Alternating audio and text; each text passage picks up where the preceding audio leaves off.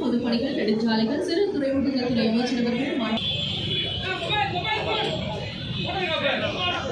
பாலங்கள் என்றாலே முத்தமிழறிஞர் கலைஞரின் முகம்தான் நம் நினைவிற்கு வரும். இதோ கலைஞர் அளித்த ராஜீவ் காந்தி சாலையில் அவர் கட்டி எழுப்பிய டைடல் பூங்கா சந்திப்பில் நெடுஞ்சாலைத்துறை தமிழ்நாடு சாலை மேம்பாட்டு நிறுவனம் மூலம் டைடல் பார்க் சந்திப்பில் 27 கோடியே 50 லட்சம் ரூபாய் மதிப்பீட்டில் யூ வடிவ மேம்பாலத்தினையும் பாதசாரிகள் சாலையினை எளிதாக கடக்க 11 கோடியே 30 லட்சம் ரூபாய் மதிப்பீட்டில் நடை மேம்பாலத்தையும்